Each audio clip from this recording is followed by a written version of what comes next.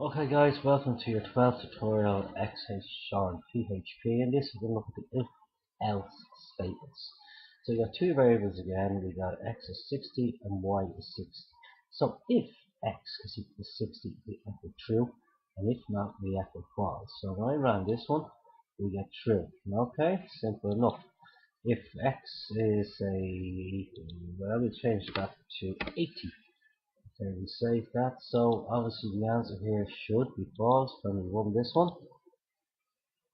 And there you go, false. So, these are nice and quick tutorials. I'm not spending a long winding talking, rubbishing on about things. I'm just getting to the point, getting to show you what they are. There is an if, and that's the else. So if this condition is true, you print this or whatever you have here, and if not, it's going to go to the else condition and print this. Okay.